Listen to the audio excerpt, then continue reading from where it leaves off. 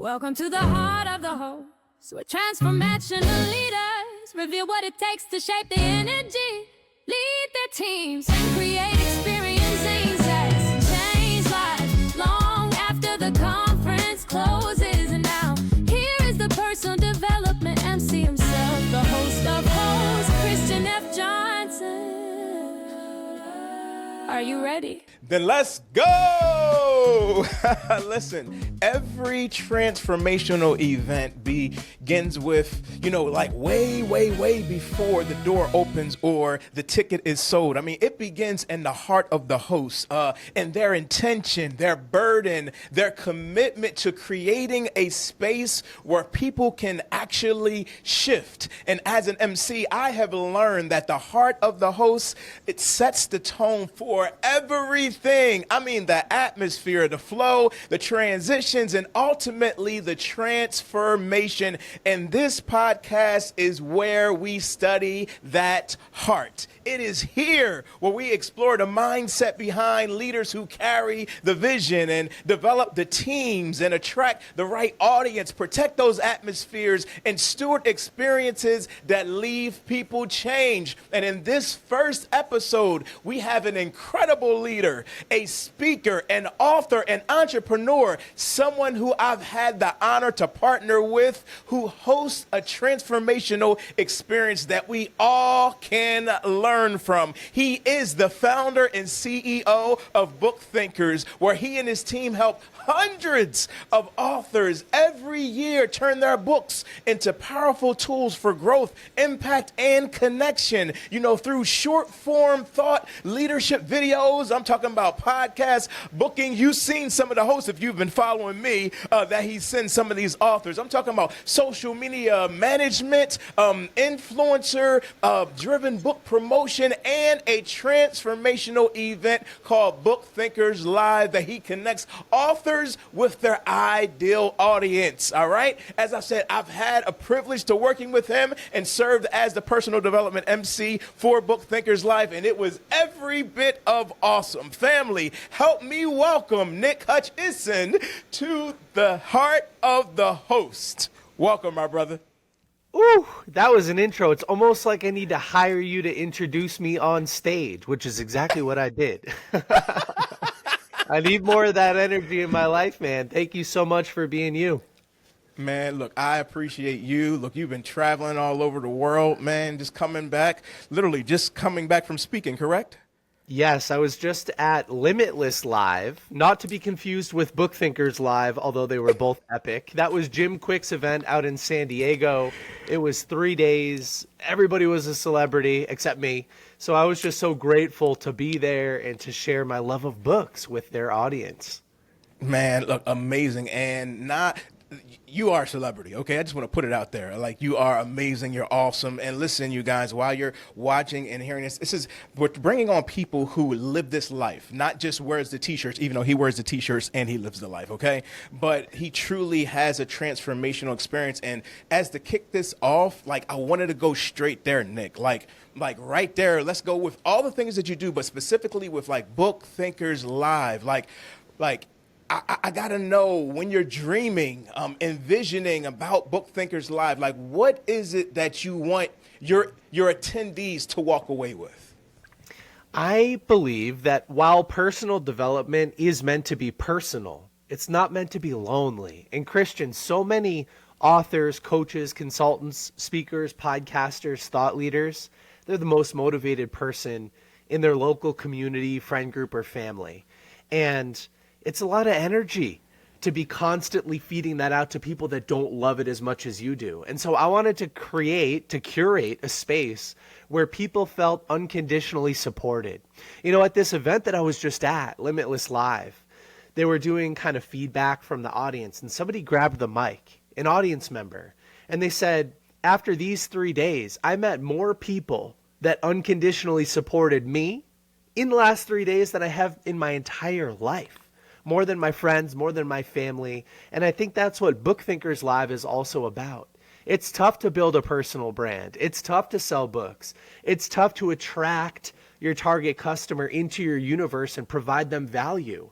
And so I wanted to put hundreds of people in the room that could lean on each other and build that mutual support network. So it's all about high value people, high value opportunity, and just loving personal development.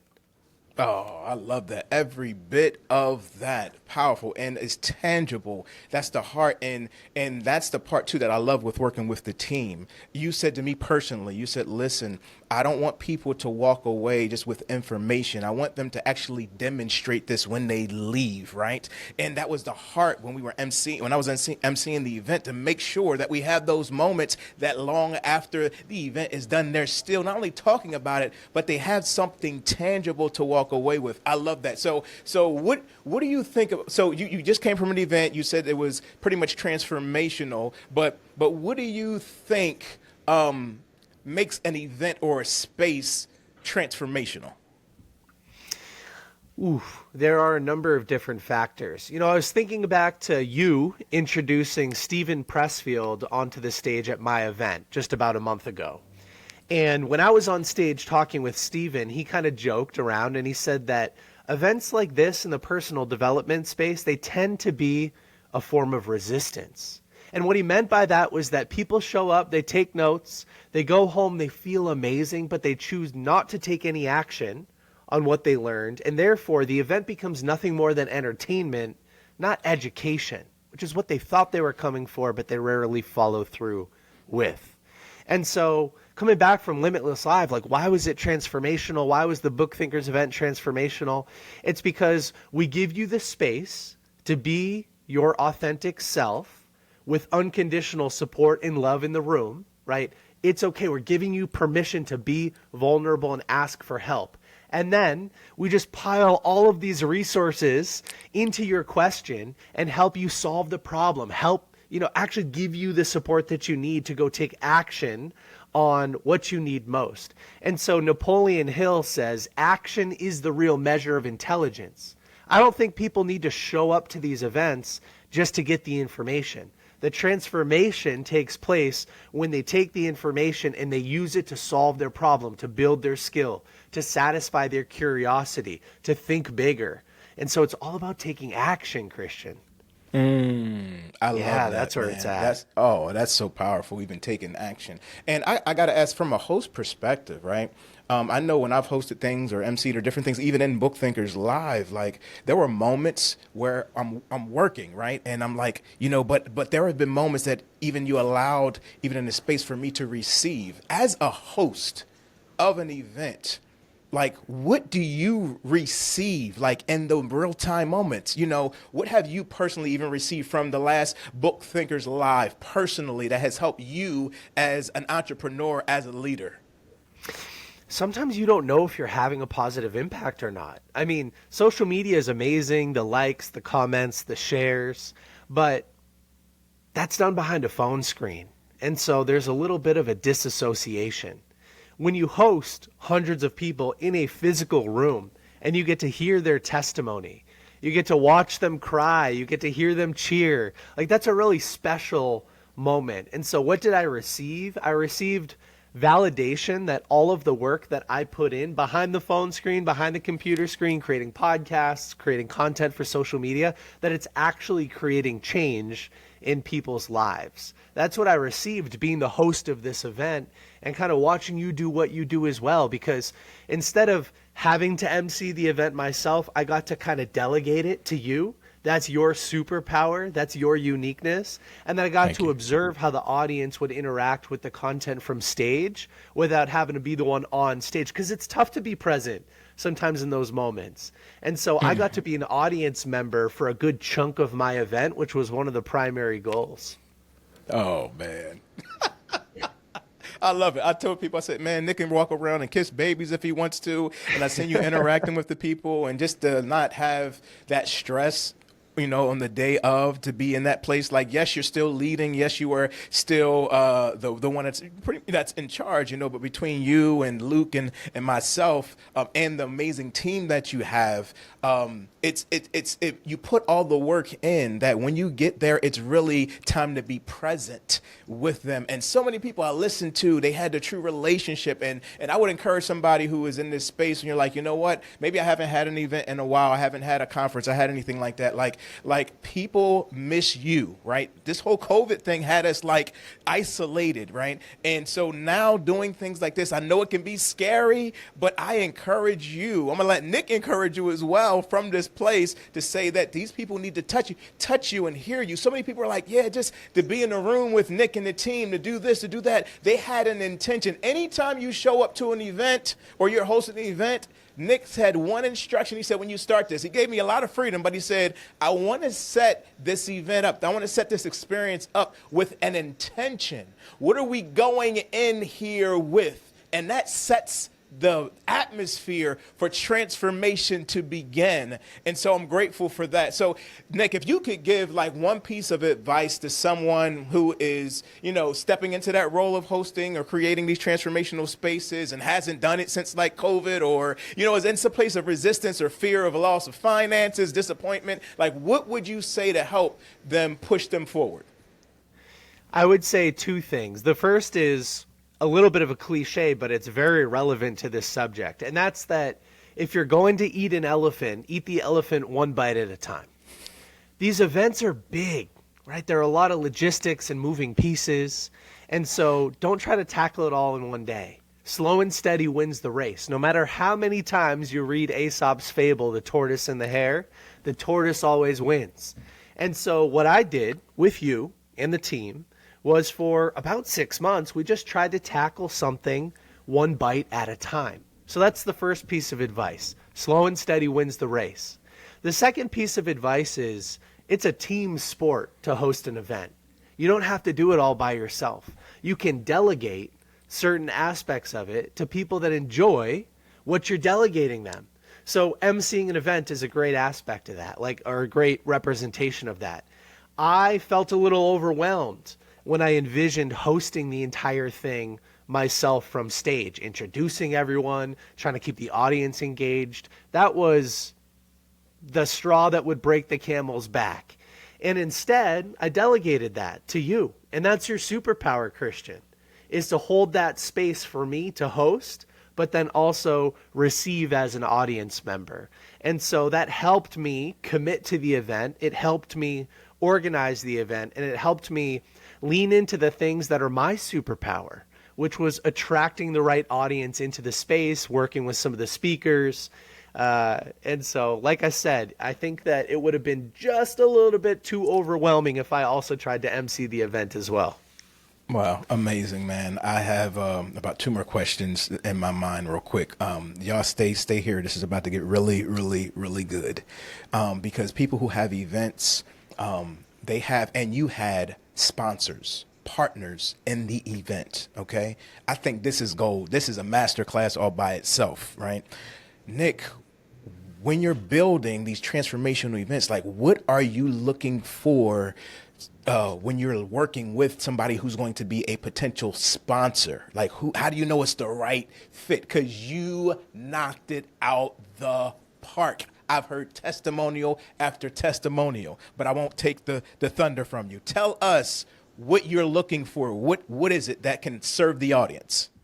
It all comes back to one thing, Christian, which is you want a sponsor who can provide complementary value to your audience. So BookThinkers, we help authors promote and market their books, and we do that through social media content, social media management, podcast booking, influencer marketing, and events, just like you highlighted in the introduction.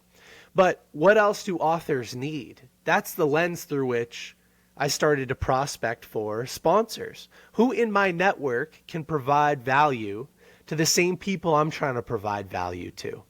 And do they meet my standards of morals and ethics? Are they good people? Are they running ethical businesses? Especially in the book space, you get all these people who just prey on an author's insecurity, or a podcaster's insecurity, or a thought leader's insecurity. We all want to reach more people. And so sometimes there are these companies that just jump and they say, hey, spend this money. They promise the moon, but they don't deliver anything. I was looking for people who provided complementary value in an ethical way. And that's exactly what I was able to curate through the sponsors that were at the event.